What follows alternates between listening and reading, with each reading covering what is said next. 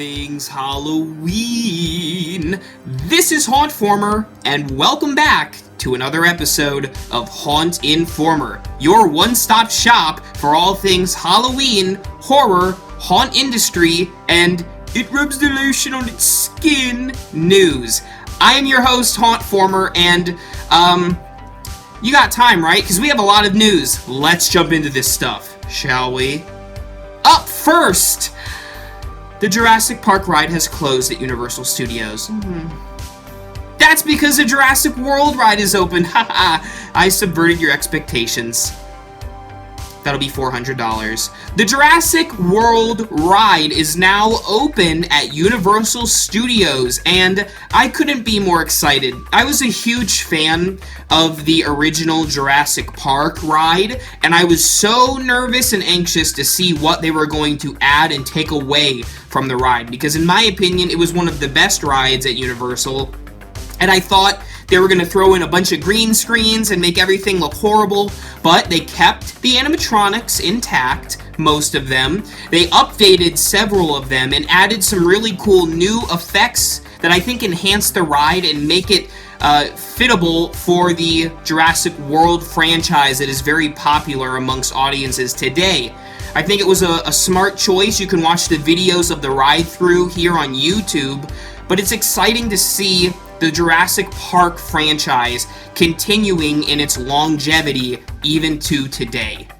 Ghostbusters! We got quite a bit of Ghostbusters news. I'm saying it with a New York accent, but I probably is horrible for you New Yorkers. I'm sorry for that. Anyways, Ghostbusters 2020 is happening. If you weren't aware, there is scheduled to be a sequel coming out next summer, directed by the son of Ivan Reitman. So, how cool is that? It's coming out, and it's going to have the original cast passing the torch onto a new set of heroes to battle those ghosts. It's going to be a family film, which is really exciting, and harkens back to what made the original special, having these very close relationships and the paranormal stuff, the heart and the scares, which I think is phenomenal. And there's a lot of great names behind it, not just the original cast. Paul Rudd is set to appear, as well as several child stars, not limited to Finn Wolfhard, McKenna Grace, etc., etc. This sounds like a fun project. And if that wasn't enough Ghostbusters news for you, Halloween Horror Nights has announced that there will be, yes, a Ghostbusters Mays for 2019. It's going to be really interesting to see how the crew takes a film like Ghostbusters and adapts it for a haunted house walkthrough maze, but I'm very excited to see the results. I'm such a big fan of the Ghostbusters and haunted houses, so that's kind of like the best of both worlds. Like mint chocolate chip ice cream. Don't judge me. We're still talking about films, but animated now, because there is a 2020 release coming out that you may not have expected. It's called Scoob, and if the name couldn't tell you any more, this film is a Scooby-Doo movie, and it's going to, I believe, feature other characters from the Hanna-Barbera lore, which is pretty exciting to say the least. I'm not the biggest Scooby-Doo fan necessarily, but I know a lot of people like the show. I used to watch it as a kid, so it's exciting that a new generation of kids is going to see an animated film. We got the 2 live-action films in the 2000s, and they were weird, but to see an animated film come to the big screen in 2020 is going to be no doubt very exciting. We already have our first little glimpse at what Scooby-Doo is going to look like, and I am very excited to see how the animation works with the characters, the casting. I believe Zac Efron's in it, and a few other big names. Should be a pretty cool project for 2020. If you like 90s horror, make sure to listen up to this section, because Jordan Peele, the mastermind behind the recent horror films Us and Get Out, is making a remake of a very popular 90s horror film. Can you guess? I'll give you a second. You can leave a comment if you want. No, it's not Scream. Nope, it's not Misery. No. He is remaking Candyman. And I'm very excited to see how this adaptation goes from the original to a 2020, I think, release. It should be very intriguing to see how he adapts it, and no doubt with his track record thus far being very popular amongst both horror fans and audiences, should be cool to see how he takes a character like Candyman and gives it like a modern twist. I believe Tony Todd is going to appear in the film. Whether he is Candyman or not is subject to debate, but no doubt it will be cool to see him returning. And did I mention that I believe the guy who's directing Crawl is trying to make a new Nightmare on Elm Street? Did I mention that before? That's cool too. If you're a fan of George A. Romero and Stephen King, chances are you've probably seen Creepshow, a horror anthology from the 80s, and there was a sequel in the late 80s. But regardless, you may or may not know that Shudder, the kind of horror Netflix, I guess, the horror streaming service, is coming out with a brand new TV show based off of Creepshow. It's going to have many famous horror actors and writers and guest stars appearing in the show. It's going to be based off of works from, I believe, many different authors, but definitely Stephen King too. And no doubt it's going to be an exciting event for the fans. So if you are a fan of Creepshow, like myself, make sure to tune in when Shudder announces the release date, which hasn't been set yet, but they did post a really cool photo of the poster with the brand new Creep, and I think it looks awesome. I'm so excited to see what they do with Creepshow.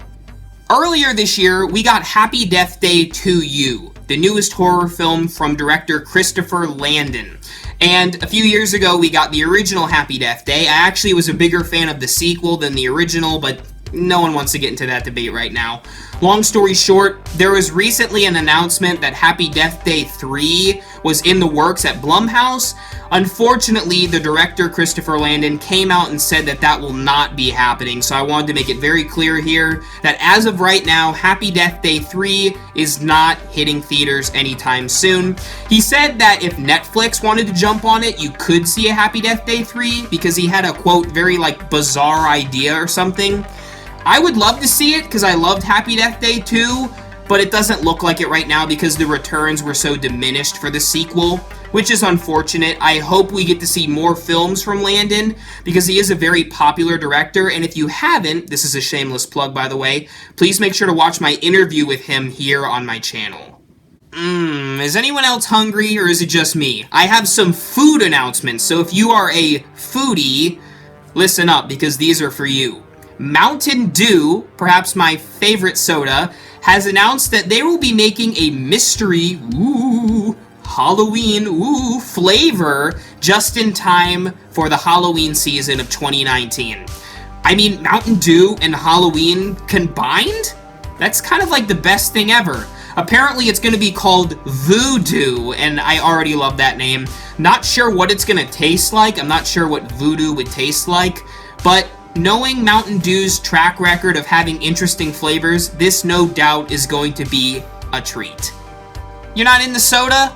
You might be on the keto diet. Anyways, I have another food announcement which also will break your diet, because FYE, or F-Y-E, or For Your Entertainment, you know that store that's at the mall sometimes, they have a brand new cereal, and it is, you guessed it, or didn't, Good Guy cereal.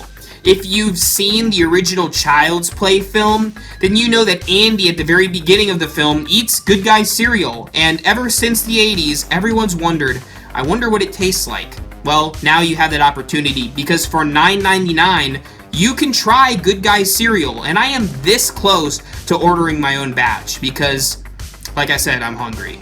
And finally, in terms of food news, Target is coming out with a brand new spooky M&M flavor. It's going to taste like cocoa, which isn't exactly spooky, but it's going to have Halloween on the packaging, so I guess that counts. It's a brand new flavor coming out in time for the season. I've tried basically every Halloween M&M flavor, and most of them are pretty good, so to have a cocoa flavor sounds pretty sweet, pun intended.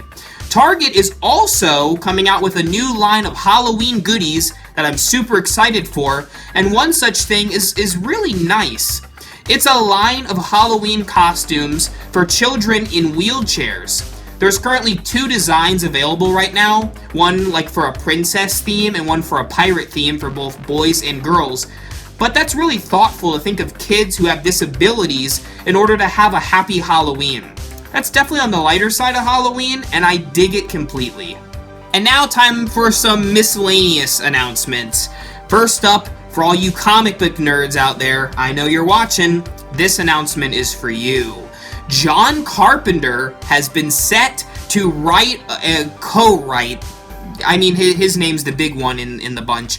He's set to co-write a comic book based off of the DC character of the Joker. Probably gonna come out in October around when the film is set to release in theaters. I'm really excited. I am a comic book fan myself, and to see John Carpenter taking over an iconic character like the Joker is gonna be really cool and interesting to see. Because typically when people think of John Carpenter, they think of Michael Myers, and Michael Myers and the Joker are kind of like polar opposites in terms of personality. Mostly the lack of one from the former. But regardless, I'm really excited to see how he's going to write this story, and hopefully the art from the little sneak peeks we've seen is going to fit that writing style. Very excited for this comic book. Yeah.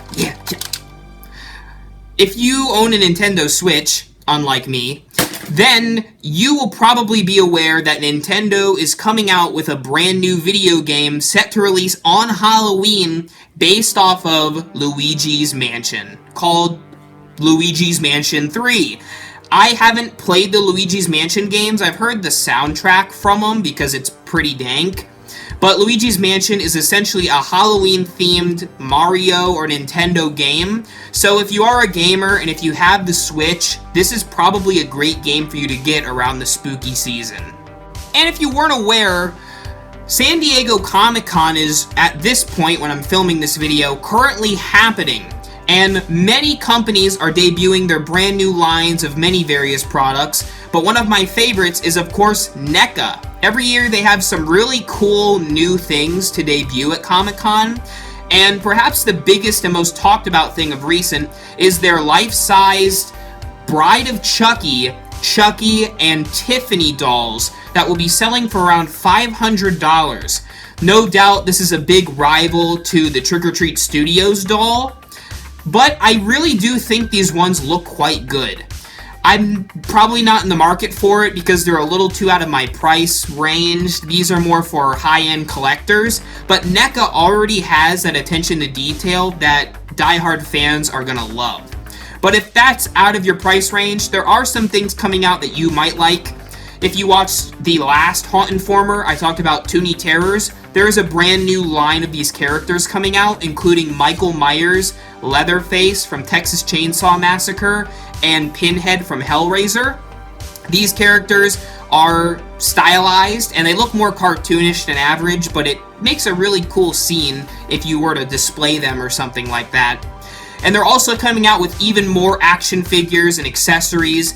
The really cool ones are based off of the Conjuring films. There is a Crooked Man action figure set to come out soon, and an Annabelle deluxe figure, which I think I want to get both of those because they sound pretty sweet. And finally, last but certainly not least, Spirit Halloween has come out with some brand new animatronics for 2019, as you all know, but very recently it was announced that they will be debuting a Trick or Treat Sam animatronic from the Michael Dougherty film.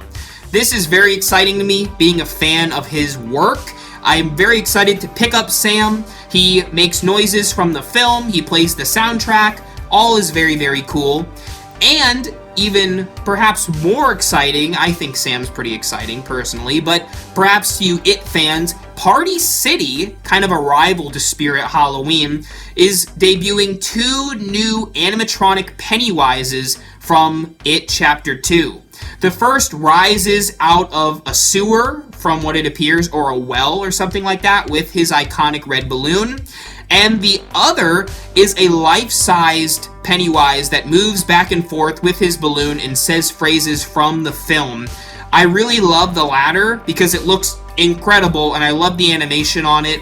These animatronics are going to debut for the 2019 season, and I couldn't be more excited to see them in stores. Pretty sweet.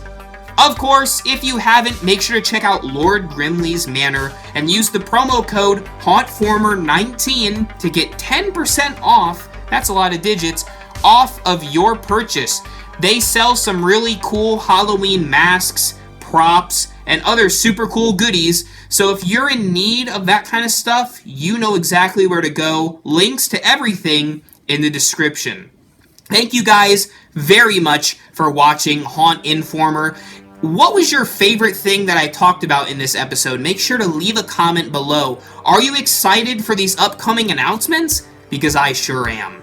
Thank you for watching, and remember, as always, for all things Halloween, this is Hauntformer.